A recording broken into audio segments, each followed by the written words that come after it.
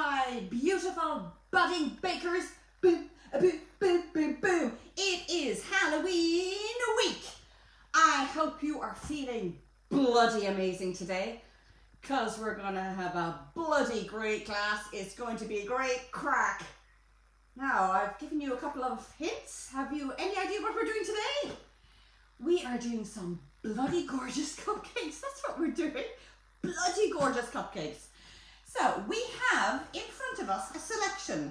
Now I might wait for the zooming in and zooming out because for some reason our Wi-Fi does go when Sophie tries to zoom in. So we're doing great crack. We're doing hard cracked sugar to look like shards of blood and goo. And then from last week we had, I know, a sensational class. And this, if you're scratching to get baking, scratching to get baking, that's the Halloween if you've got the brains to keep it all together. And then finally, you will meet your death when you have one of these death by chocolate red velvet cupcakes. Anyway, I diverse. So today, first of all, I want to thank and give a shout out to Mandy. Mandy and Caroline, you're an absolute legend. I received 6 dozen eggs of a donation from Mandy to keep me whipping up and throwing cakes left, right and centre to the frontline workers. So thank you so much, Mandy. If you're watching, thank you. So I am going to start with our red velvet cupcakes. Now we have already done the red velvet cupcakes. So I've done a Blue Peter. I prepared one earlier. So I have a huge batch of cupcakes behind me and I'm going to work my way through it. Before I work my way through it, I am just going to bring a saucepan towards you and show you how easy, how ridiculously easy it is to make shards of glass, made out of sugar, no doubt. Now, obviously, this would not be great for any child under the age of 10 because you will need supervision in relation to hot sugar syrup. Don't want you ending up in A&E and looking like one of the cupcakes.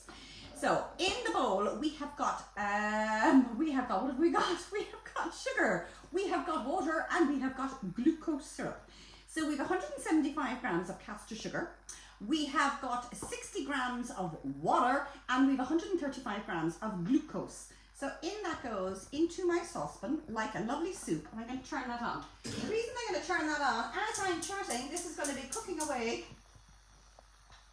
And I'm going to get out my thermometer. So the first thing I'm going to do is I'm just going to give it a stir, stir, stir.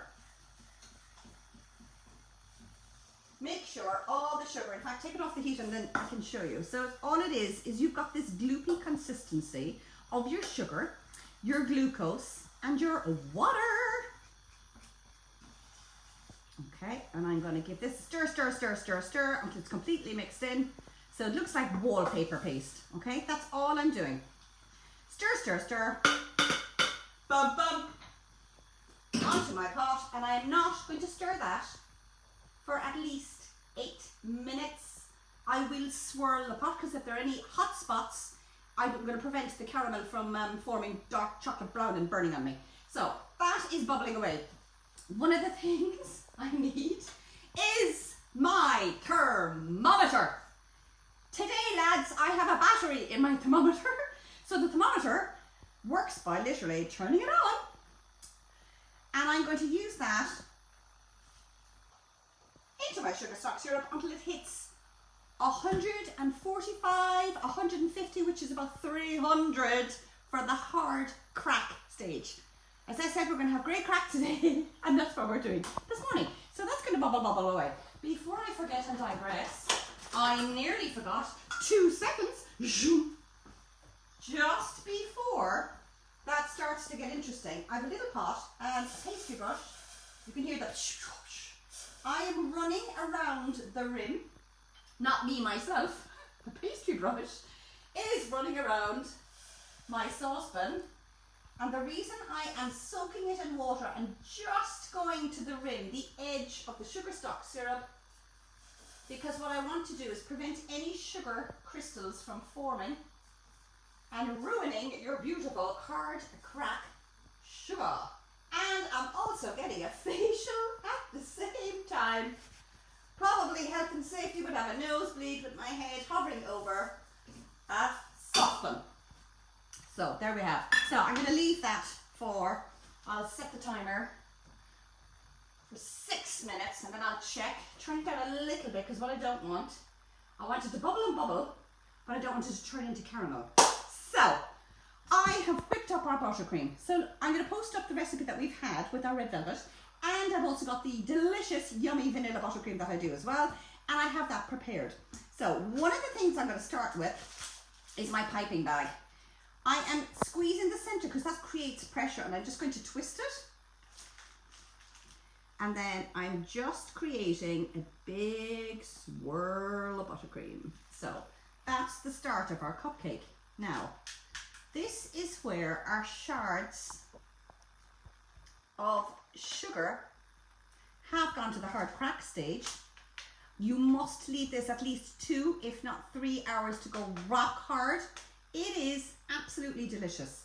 I wouldn't advise giving it to tiny tots because they're shards of delicious hard rock candy.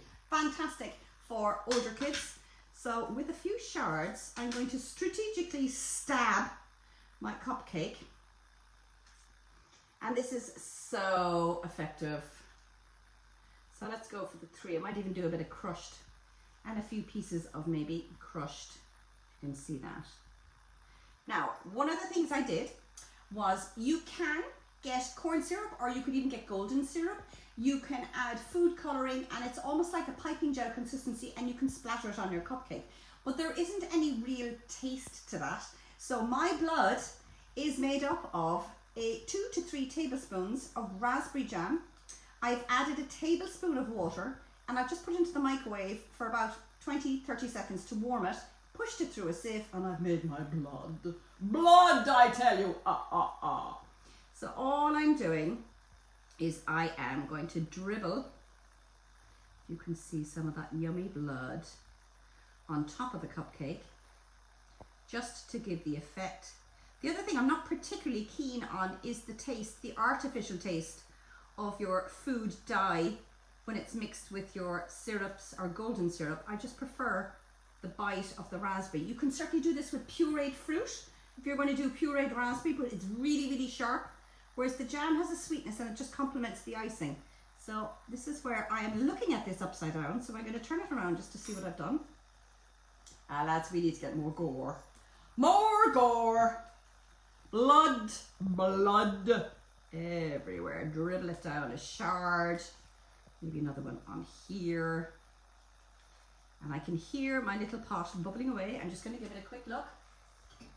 Slight stir, and all I'm doing, any heat spots, just give it a stir, stir, stir. I'm not putting in the thermometer yet because I've got about 10 minutes. It takes about 10 minutes to get to hard crack. So we have a very simple red velvet cake. So you've the red velvet recipe that we have done months and months and months ago, and you've vanilla buttercream. So it's not an expensive thing to do because you're basically making your sugar shards from your sugar, your glucose, and water. That is it. There's a fantastic item on the market called isomalt. You can use isomalt as well, but I said, you know what? Not everybody has isomalt in their cupboards, but surely they have some sugar. You can use golden syrup. If you're going to use golden syrup, you will have more of a golden hue to your shards, but you can pick up glucose syrup in most sugar craft stuff. So you've got your stuff for cakes, you've got Bake World, you have got Cakers World, you've got Sugar Sisters all over the country. So, and of course you've got Gingerbread in Middleton. So you've got your first cupcake. So the second cupcake, brains. Again, we're going to take another cupcake. And all I've done is I've dyed our traditional buttercream with a tiny bit of red. And this is where when you're piping, you sort of go left to right like a snake. And so I don't know whether you can zoom in on this or whether we go ooh, ah, ooh, ooh. Might get a fatter cupcake. I have to go up on my tippy toes. And I am literally going to go left to right, to the right, to the left, to the right. And then you just do this squeaky, squeaky, squeaky, squeaky. So see, look. If you've got half a brain, you could do this. Ah, ah, I'm on fire. There we go on the other side. So making sure it's big and fat and thick and full of knowledge. So you've got your brains. And again, a tiny bit of jam. You can put this into a piping bag if you wish. I do like the sort of plopping consistency you get from the spoon. Maybe do the bit of a center. So we have got our brain cupcakes. So we've got our brains. So moving on, the claw. So, and this is great because you know what? It doesn't take a lot of equipment in relation to decorating. It's buttercream, so it's not really incorporating any fondant. This is all buttercream that you would have easily at home. As in the icing sugar, you'd have your butter. It's easily made at home. So this is, we're doing the whoosh, the whoa. Okay, we're going to do the claw. Again, we're going to grab, I don't know if Sophie can zoom in on that one just to see. And back out again. And then the one we're going to do now is this one. Again, that just looks as if you've just scratched. Beep, beep, that's for 6 minutes. So give it a swirl, swirl, swirl. And this is where we put in our sugar thermometer. This is fantastic because one of the things with the sugar thermometer as well, it's fabulous to look at because it's getting close. It's getting close to 120, 125. So at the moment, it is coming up nicely. So we're at 104 degrees Celsius, 106, up to 107. So this will probably take another 3 minutes. And again, if you're in Fahrenheit, it's gone up to about 227, which you will need about 300 Fahrenheit, about 145, 150 Celsius. And again, we're at the 119, so that'll take another few minutes. And just bringing it across, just if you can see it. Bubble, bubble, bubble. And as that's cooking away, we can do another cupcake. So again, I'm only going to put a blob on this because I'm going to smooth it down. So with the buttercream and the palette knife, all I'm going to do is just bring it to the edge. Bring the buttercream to the edge. And I want it relatively thick because I want to create sort of scores. And then I'll take a bit of kitchen paper to flatten it. So tiny bit of your kitchen paper, just very gently smooth it on top. Peel back and it's flattened your cupcake. Don't need that. And my knife, did I forget? I did. Zoom. Ta-da-da. Zip-a-doom. And then with my knife, just the back of the knife, I'm just going to create lines. So you can't really see the lines until you actually start to see the jam fill the lines. So all I've done is with the back of a knife, I have scored a runway for the jam to sit into. Just making sure, give it a wiggle wiggle, any hot spots. In goes. Because we are nearly there. The bubbles are getting larger and the pockets, and they start to slow down. So it's like a plop. Whereas before it was like, Papa, how's it going? Busy, busy, busy, busy. Now it's slowing down.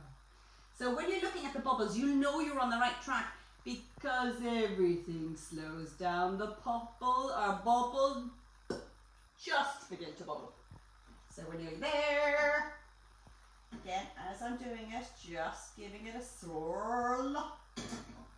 Now it is important to bring this to the 150 or to the 145 or 150 because your sugar won't set. So when you pour it onto a tray, you can either pour it onto a very well greased tray and fingers crossed it won't stick, or silicone. Silicone mats are fantastic for anything to do with spun sugar or hot sugar.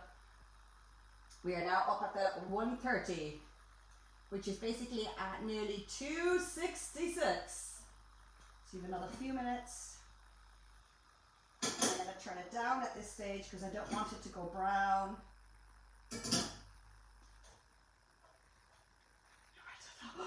And it's turning down, and it's going up, it's going up, it's going up.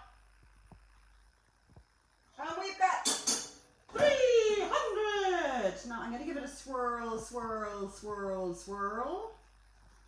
Onto my tray. Bubble, bubble, bubble, bubble. Now there's more of a golden hue to this because of the time frame that I'm working with this morning. The gas is up higher, which means the sugar is cooking that little bit faster. As it does, it creates more a caramel. So for you doing it, beautiful English, for you doing it at home, what you need to do is just do it at a slow bubble. It could take 10 to 15 minutes to get to hard crack, but you'll have that sort of white shard as opposed to a golden hue. So this one, if I'd left that another little bit longer, could actually turn into caramel. And I didn't want the caramel colour because I wanted to have that sort of blood clear glass. Anyway, I'm back to our bloody cupcake. So in with my spoon, and I am just going to fill the little crevice with my raspberry jam. And as I said, you could also use your strawberry or your raspberry syrup that you get for ice cream. That would do fine. I just like the taste of raspberry, and it does work well with the vanilla.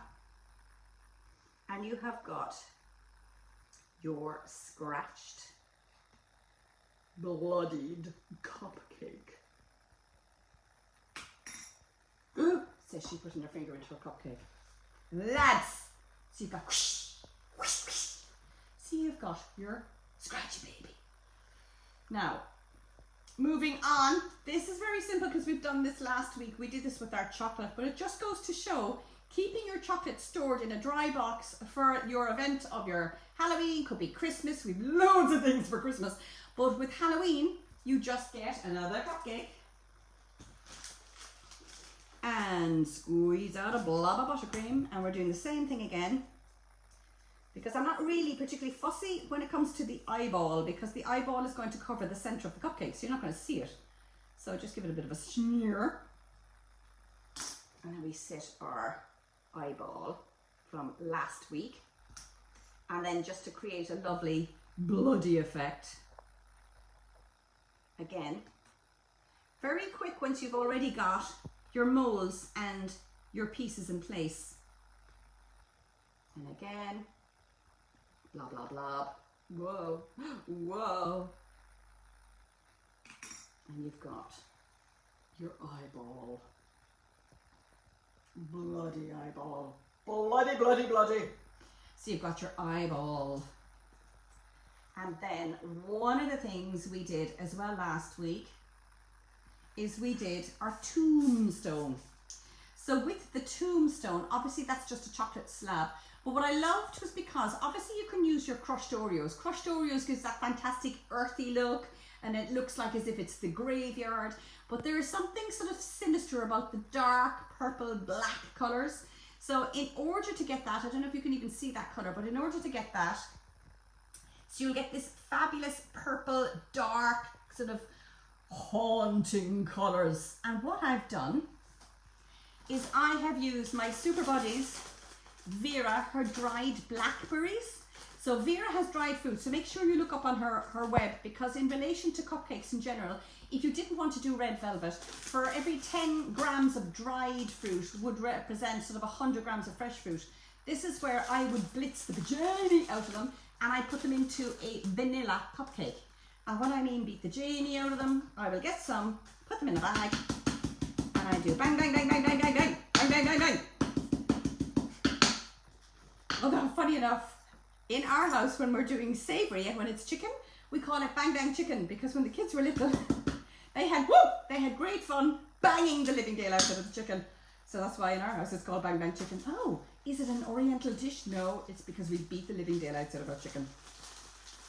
And then you end up with this fabulous, gorgeous, fruity, healthier mix than an Oreo. So instead of a crushed Oreo, you literally have your crushed dried fruit.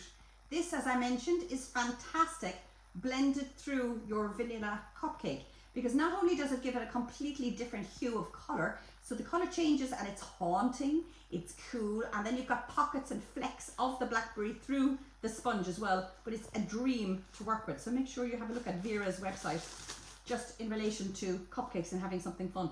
So we have done our scratch, we've used our brains, we have an eye for detail, and we had bloody great crack. So we have made our shards. Now you can see, now perfect example. Now because I have done, as I said, the higher heat because I wanted to flash because I was doing a demo. If it's slower, the color is much lighter. So it's more representative of glass. So if you decide that you're in a hurry and you flash the ass out of your sugar, you'll end up with a brown bottom. So if you go slow until it gets to temp, you'll end up with a lovely clear glass, which is perfect for your bloody cupcakes. Guys, that is me done for Halloween. But you must stay tuned next Sunday at 10 because it's gonna what are we gonna do? It's gonna look a little lot like Christmas. So keep your jolly hats on for next Sunday and I shall see you at 10.